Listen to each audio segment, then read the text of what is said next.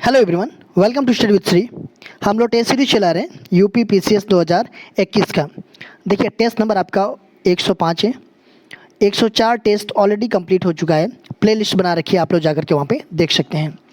देखिए अगर आप यूपी जेएसी की तैयारी कर रहे हैं, आरओ एआरओ की कर रहे हैं, यूपी एसआई की कर रहे हैं, लेखपाल की कर रहे हैं, एनटीपीसी आरआरबी ग्रुप डी की कर रहे हैं या फिर एसएससी की कर रहे हैं, तो आप लोगों के लिए टेस्ट काफ़ी फ़ायदेमंद है।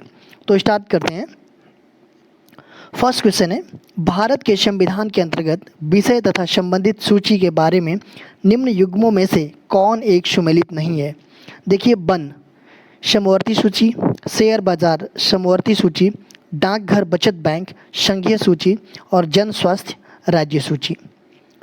तो इसमें से सूचियों का नाम मतलब ये देखिए, सबसे पहले तो ये चीज़ें होता है कि संविधान में अनुच्छेद 245 से 248 के बीच जो है कि मतलब इसके अधीन केंद्र व राज्यों के बीच जो है कि शक्तियों का विभाजन किया गया है। ठीक है, तो हमारा संविधान की 7वीं अनुसूची है, उसमें 3 लिस्ट है।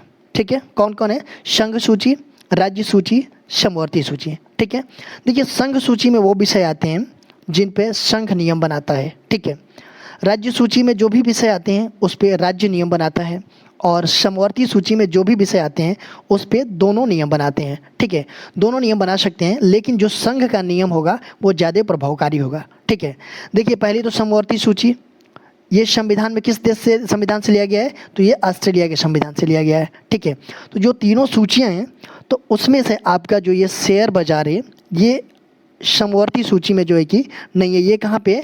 तो ये आपका संघ सूची में है। ठीक है, देखिए ये तो समवर्ती सूची ऑस्ट्रेलिया के संविधान से लिया गया है। अभी एक शिक्षा जो है पहले जो है कि आपका राज्य सूची में था। ठीक है, अब वो समवर्ती सूची में है। कब से? तो 1976 में जो है कि आपका 42वां संविधान संशोधन हुआ था, उसके बाद से वो कहाँ चला गया? तो समवर्ती सूची में चला गया शिक्षा। नेक्स्ट क्वेश्चन देखते हैं। सूची फर्स्ट को सूची सेकंड से सुमेलित कीजिए तथा सूचियों के नीचे दिए गए कूट का उपयोग करके सही उत्तर कर चयन कीजिए। देखिए सूची 1, सूची 2 सेम चीज़ें मैं पिछले क्वेश्चन में मैं बता चुका हूँ। इसमें पूछ रहा है कि केंद्र सूची में क्या आता है? तो आपका आता है जनगणना। ठीक है, केंद्र सूची में आता है। राज्य सूची में क्या आता है आपका? तो पुलिस और सार्वजनिक व्यवस्था। समवर्ती सूची, इसमें क्या आता है? तो समवर्ती सूची में आपका आता है जनसंख्या नियंत्रण और परिवार नियोजन। ठीक है, अवशिष्ट विषय, इसमें आता है आपका अंतरिक्ष अनुसंधान। देखिए अभी 3 ही सूची है, लेकिन इन तीनों सूची में जिसका नाम नहीं है, जो विषय नहीं है, वो अवशिष्ट विषय में आता है। ठीक है, तो जो हमारा अंतरिक्ष अनुसंधान है ये आपका तीनों सूची में किसी भी सूची में नहीं है, वो अवशिष्ट विषय में है। ठीक है, तो ऐसे कौन सा हो जाएगा आपका? तो 3142 कौन सा होगा? ये थर्ड ऑप्शन आपका सही हो जाएगा। नेक्स्ट क्वेश्चन देखते हैं। भारत के संविधान की निम्नलिखित में से कौन सी एक अनुसूची में दल बदल विरोधी कानून विषयक प्रावधान है? दूसरी अनुसूची, 5वीं अनुसूची, 8वीं अनुसूची, 10वीं अनुसूची। देखिए सबसे पहले तो आप देख लीजिए भारत के संविधान में कितनी अनुसूचियाँ हैं। तो टोटल आपका 12 अनुसूचियाँ हैं। ठीक है, 12 अनुसूचियाँ में आपका ये दल बदल विरोधी कानून विषयक प्रावधान जो है कि किस अनुसूची में है? तो ये है आपका 10वीं अनुसूची में। ठीक है, इसमें जो है कि दल बदल से संबंधित प्रावधानों का उल्लेख किया गया है, और ये कब 51वां संविधान संशोधन हुआ था आपका 1985 में, इसमें जो है कि ये जोड़ा गया था। देखिए दूसरी सूची की हम बात करें तो दूसरी सूची में जो है कि भारत के जो प्रमुख पदाधिकारी हैं, जैसे कि राष्ट्रपति, राज्यपाल, लोकसभा अध्यक्ष, उपाध्यक्ष, राज्यसभा के सभापति, उपसभापति, विधानसभा अध्यक्ष, उपाध्यक्ष, विधान परिषद के सभापति, उपसभापति, और उच्च न्यायालय और उच्चतम न्यायालय के जो न्यायाधीश हैं, और कैग। ठीक है, इनके जो है कि वेतन भत्ते और पेंशन के बारे में इसमें उल्लेख किया गया है। 5वीं अनुसूची की बात करें तो इसमें अनुसूचित क्षेत्रों और अनुसूचित जनजातियों के प्रशासन एवं नियंत्रण के बारे में प्रावधान किया गया है। 8वीं अनुसूची, हमारे जो संविधान है इसमें 22 भाषाओं को मान्यता प्राप्त है संविधान में। ठीक है, नेक्स्ट क्वेश्चन देखते हैं। हृदय का ऊपर कोष्ठ तथा नीचे का कोष्ठ क्रमशः कहलाता है अलिंद, निलय तथा अलिंद, अलिंद तथा निलय, एंड फोर्थ ऑप्शन है आपका निलय। तो हृदय का ऊपर कोष्ठ तथा नीचे का कोष्ठ क्या कहलाता है? तो देखिए ऊपर का कोष्ठ है आपका वो कहलाता है अलिंद और नीचे का कोष्ठ जो है कि निलय कहलाता है। तो आपका ये थर्ड ऑप्शन आपका सही हो जाएगा। नेक्स्ट क्वेश्चन देखते हैं। निम्नलिखित में से कौन सा एक एंजाइम है? Trypsin, gastrin, vasopressin, carotene. देखिए क्वेश्चन पूछ रहा है कौन सा एक एंजाइम है, तो ये है आपका ट्रिप्सिन। ये फर्स्ट ऑप्शन आपका सही है, ये एक एंजाइम है। देखिए एंजाइम होता क्या है? देखिए एंजाइम एक प्रकार का ना जो है कि जैविक उत्प्रेरक होता है जो कि जैव रासायनिक अभिक्रियाओं की दर को बढ़ा देता है। ठीक है, प्रोटीन प्राकृतिक के ऐसे कार्बनिक पदार्थ होते हैं जो कि जीवित कोशिकाओं में उत्प्रेरक का कार्य करते हैं। ठीक है, नेक्स्ट क्वेश्चन देखते हैं। लार तथा टाइलिन एंजाइम किस माध्यम से क्रियाशील होता है? हल्के अम्लीय, हल्के क्षारीय, तीव्र अम्लीय, सब में। लार तथा टाइलिन की बात की जा रही है। ये एंजाइम जो है कि किस माध्यम से क्रियाशील होता है? तो ये होता है आपका हल्के अम्लीय से। फर्स्ट ऑप्शन आपका सही है। नेक्स्ट क्वेश्चन देखते हैं। निम्नलिखित में से कौन सा प्रदूषण कारक जैविक रूप से अपघटित होता है? डीडीटी, प्लास्टिक, मल, एस्बेस्टस। कौन सा प्रदूषक कारक जैविक रूप से क्या होता है? अपघटित होता है।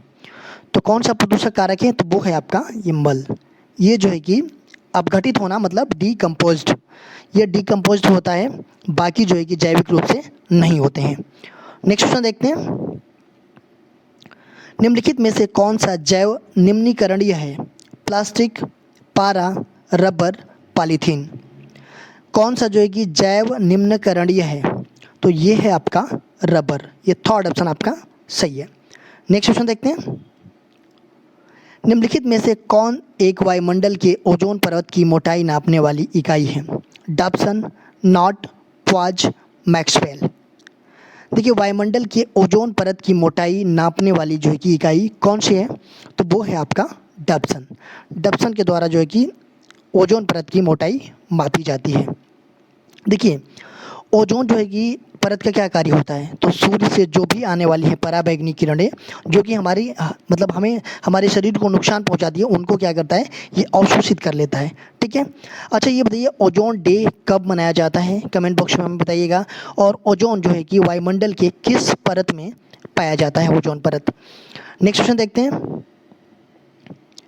सूची फर्स्ट को सूची सेकंड से सम्मिलित कीजिए तथा सूचियों के नीचे दिए गए कूट का उपयोग करके सही उत्तर कर चयन कीजिए।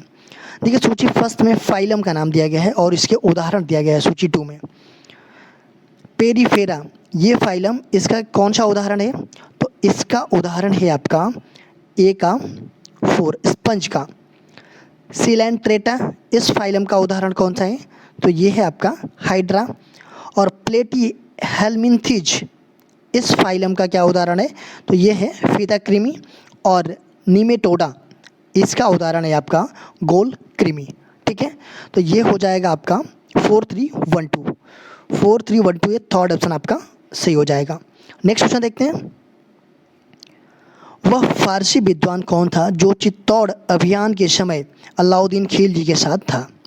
अमीर खुसरो, जियाउद्दीन बर्नी, शमसी सिराज अफीफ, मिनहाज सिराज। तो कौन सा वो फारसी विद्वान था जो कि चित्तौड़ अभियान के समय जो है कि अलाउद्दीन खिलजी के साथ था? तो वो था अमीर खुसरो। ये फर्स्ट ऑप्शन आपका सही है। देखिए ये फारसी विद्वान था और ये अलाउद्दीन जी के साथ चित्तौड़ गया था। ठीक है, देखिए अलाउद्दीन खिलजी ने आपका 1303 ईस्वी में चित्तौड़ की विजय प्राप्त। नेक्स्ट क्वेश्चन देखते हैं।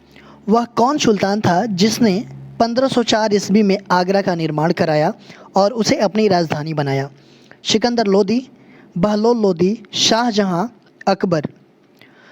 तो कौन सा वो सुल्तान था जिन्होंने 1504 ईस्वी में आगरा का निर्माण करवाया और अपनी राजधानी भी बनाया? तो वो थे आपके कौन? सिकंदर लोदी जी। ये फर्स्ट ऑप्शन आपका सही है। देखिए ये सिकंदर लोदी जो है कि लोदी वंश का शासक था और ये कब से कब तक शासन किया? तो ये किया आपका 1489 से 1517 के बीच। ठीक है, और इन्होंने क्या किया कि आगरा नगर बसाया इन्होंने 1504 ईस्वी में, और अपनी राजधानी भी वहीं स्थानांतरित कर दी। क्यों? क्योंकि राजस्थान के शासकों पर जो है कि अपनी अधिकार को सुरक्षित रखने के लिए इन्होंने ये सब सारा चीज़ें किया। देखिए आगरा में ताजमहल स्थित है। ताजमहल को किसने बनवाया वो कमेंट बॉक्स में आप लोग मुझे बताइएगा। और आगरा फोर्ट भी आगरा में ही मतलब स्थित है। नेक्स्ट क्वेश्चन देखते हैं। ग्रैंड ट्रंक रोड का निर्माण किसके शासनकाल में हुआ?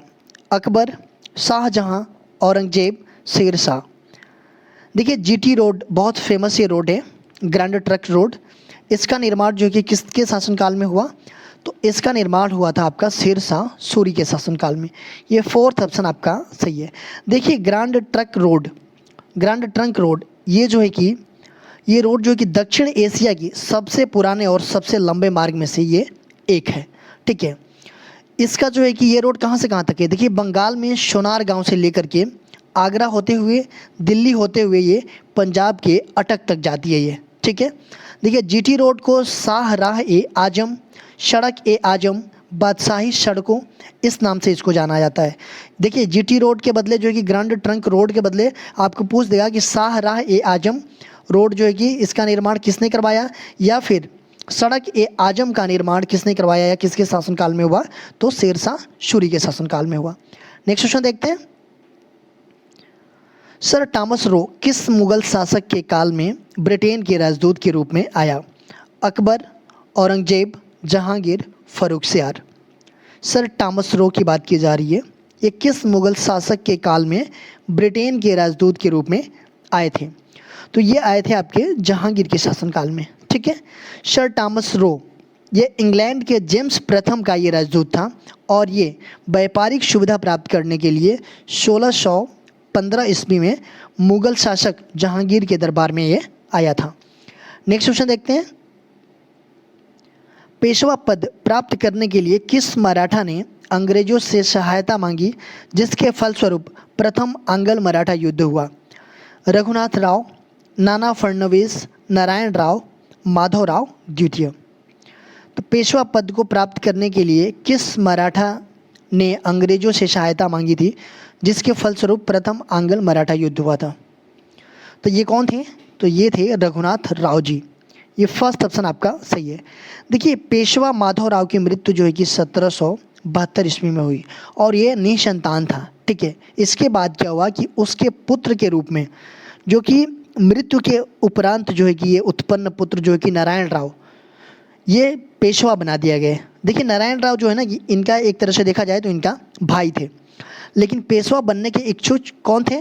तो ये रघुनाथ राव जी भी मतलब ये पेशवा बनने के इच्छुक थे, और ये जो है कि नारायण राव के ये चाचा थे। ठीक है, तो जब नारायण राव बन गया पेशवा, तो रघुनाथ राव जी ने क्या किया कि ब्रिटिश कंपनी की बम्बई सरकार से 1775 ईस्वी में संधि कर ली, और संधि करने के कारण जो ये प्रथम आंग्ल मराठा युद्ध हुआ था। नेक्स्ट क्वेश्चन देखते हैं। फतुहात ए आलमगीरी का लेखक कौन है? हमीदुद्दीन खां, राय वृंदावन, भीमसेन, ईश्वरदास नागर। फतुहात ए आलमगीरी इसके लेखक कौन है? तो इसके लेखक हैं आपके ईश्वरदास नागर। ये फोर्थ ऑप्शन आपका सही है। देखिए फतुहात ए आलमगीरी इसमें जो है ना कि औरंगजेब के 34वें साल तक का इतिहास है इसमें। ठीक है, देखिए राजपूतों के खास तौर से राठौर के साथ जो औरंगजेब का संबंध है उसका विस्तार से वर्णन किया गया है इसमें। नेक्स्ट क्वेश्चन देखते हैं। अरब यात्री सुलेमान ने किस भारतीय शासक की सैनिक शक्ति और राज्य में व्याप्त शांति और व्यवस्था की प्रशंसा की है? जयचंद्र, गढ़वाल, पृथ्वीराज चौहान, कुमारपाल चालुक्य, मिहिर भोज। अरब यात्री सुलेमान इसने जो है कि किस भारतीय शासक की सैनिक शक्ति और राज्य में व्याप्त शांति की व्यवस्था की प्रशंसा की है? तो इन्होंने क्या है मिहिर भोज के। ये फोर्थ ऑप्शन आपका सही है। देखिए ये गुर्जर प्रतिहार वंश में रामभद्र का ये उत्तराधिकारी था मिहिर भोज, और ये सर्वाधिक शक्तिशाली शासक था, और इसी के समय में अरब यात्री था सुलेमान, प्रतिहार राज्य का भ्रमण किया था, और मिहिर भोज राजा की अतिशय प्रशंसा की थी। नेक्स्ट क्वेश्चन देखते हैं। सुप्रसिद्ध वास्तुविद सूत्रधार मंडन को किस शासक का संरक्षण प्राप्त था? राणा कुंभा, सवाई जयसिंह, भोज परमार, विद्याधर चंदेल। सुप्रसिद्ध वास्तुविद सूत्रधार मंडन को किस शासक का संरक्षण प्राप्त था? तो ये प्राप्त था राणा कुंभा का। ये फर्स्ट ऑप्शन आपका सही है। देखिए राणा कुंभा ये चित्तौड़ के प्रसिद्ध शासक थे और मंडन जो है कि इनके ही राज कवि थे। नेक्स्ट क्वेश्चन देखते हैं। दिल्ली सल्तनत के शासकों में किसका राजत्व का सिद्धांत प्रतिष्ठा, शक्ति और न्याय पर आधारित था? रजिया, अलाउद्दीन खिलजी, बलबन, इल्तुतमिश। दिल्ली सल्तनत की बात की जा रही है। इनके शासकों में किसका राजत्व का सिद्धांत जो है कि प्रतिष्ठा, शक्ति, न्याय पर आधारित था? तो ये था आपका किसका? बलबन का। ये फर्स्ट थर्ड ऑप्शन आपका सही है। देखिए दिल्ली सल्तनत में पहला शासक था बलबन, जिसने अपने आप को निबायते खुदाई मतलब कि ईश्वर का प्रतिनिधि मानते हुए जो है कि अपने राजस्व सिद्धांत का व्याख्या किया। देखिए यह राजस्व सिद्धांत जो है कि प्रतिष्ठा, शक्ति और न्याय पर आधारित था। नेक्स्ट क्वेश्चन देखते हैं। निम्न कथनों में से असत्य कथन बताइए। भारत के मुख्य भूभाग का अक्षांशीय विस्तार 8 डिग्री 4 मिनट उत्तरी अक्षांश से 37 डिग्री 6 मिनट उत्तरी अक्षांश के मध्य है। बांग्लादेश, म्यांमार और पाकिस्तान भारत की जल एवं थल दोनों सीमा से लगे देश हैं। क्षेत्रफल की दृष्टि से भारत के बाद अर्जेंटीना का स्थान आता है। पश्चिम बंगाल बांग्लादेश, नेपाल, भूटान, चीन से सीमा बनाता है। तो देखिए इसमें असत्य कथन की पहचान करना है। देखिए भारत का भूभाग का जो अक्षांशीय विस्तार 8 डिग्री 4 मिनट से उत्तरी अक्षांश से 37 डिग्री 6 मिनट उत्तरी अक्षांश के मध्य है। ठीक है, बिल्कुल सही है। देखिए अगर ये अक्षांशीय विस्तार की बात की जा रही है तो 8 4 से 37 6 है। अगर देशांतरीय विस्तार की बात किया जाएगा तो ये 68 डिग्री 7 मिनट से जो है कि 97 डिग्री 25 मिनट ये पूर्वी देशांतर है। ठीक है, दूसरा है ये कि बांग्लादेश, म्यांमार और पाकिस्तान ये भारत की जल एवं थल दोनों सीमा से लगे हुए देश हैं। ठीक है, बिल्कुल सही है ये भी। बात करते हैं ये तीसरे ऑप्शन की, तो क्षेत्रफल की दृष्टि में भारत के बाद अर्जेंटीना का स्थान है। देखिए क्षेत्रफल की दृष्टि में भारत का स्थान कौन सा है, आप लोग कमेंट बॉक्स में बताइएगा। ठीक है, पहले से और भारत तक जितने भी कंट्री हैं क्षेत्रफल की दृष्टि में, उसका जो है कि आप लोग कमेंट बॉक्स में हमें बताइएगा। और भारत के बाद जो है कि अर्जेंटीना का स्थान आता है। ठीक है, देखिए पश्चिम बंगाल से बांग्लादेश, नेपाल, भूटान, चीन से सीमा बनाता है पश्चिम बंगाल। तो ऐसा है कि पश्चिम बंगाल जो है कि किससे किससे सीमा बनाता है, तो बांग्लादेश से, नेपाल से और भूटान के साथ ये सीमा बनाता है। चीन के साथ ये सीमा नहीं बनाता है। ठीक है, तो ये चौथा ऑप्शन क्या हो जाएगा आपका, असत्य हो जाएगा। देखिए कल क्वेश्चन पूछा गया था आप लोगों से कि किस वर्ष में जनगण मन को भारत के राष्ट्रगान के रूप में अपनाया गया? 1948 में, 1949 में, 1950 में और 1951 में। तो देखिए जनगण मन जो हमारा राष्ट्रीय गान है इसको अपनाया गया कब, तो इसको अपनाया गया 1950 में। ये थर्ड ऑप्शन आपका सही है। देखिए संविधान सभा ने जो है कि 24 जनवरी 1950 को जो है कि जनगण मन को राष्ट्रगान के रूप में अपनाया था। आज के क्वेश्चन देख लेते हैं हम। निम्न में से कौन सा देश भारतीय उपमहाद्वीप में सम्मिलित नहीं है? पाकिस्तान, अफगानिस्तान, नेपाल, भूटान। कौन सा देश जो है कि भारतीय उपमहाद्वीप में सम्मिलित नहीं है, ये आप लोग कमेंट बॉक्स में हमें बताइएगा। देखिए अगर आप हमें इंस्टाग्राम पे फॉलो करना चाहते हैं तो इंस्टाग्राम पे हमारी आईडी है स्टडी विद श्री 25। फेसबुक पे एक मेरा पेज है स्टडी विद श्री के नाम से। फेसबुक पे एक मेरा ग्रुप है UPPCS BEO RO करके। और देखिए टेलीग्राम पे आप लोग ज्वाइन कर लीजिए। टेलीग्राम का ये हमारा लिंक है, डिस्क्रिप्शन में भी दे रखा है। यहाँ पे स्पेशली करंट अफेयर्स का PDF भी प्रोवाइड की जाती है। दोस्तों अगर वीडियो अच्छी लगी तो आप लोग लाइक कीजिएगा, सब्सक्राइब कीजिएगा, अपने दोस्तों में शेयर कीजिएगा। अगर वीडियो अच्छी ना लगे तो आप लोग डिसलाइक कीजिएगा और कमेंट बॉक्स में मुझे बताइएगा कि डिसलाइक क्यों किया। वीडियो देखने के लिए धन्यवाद।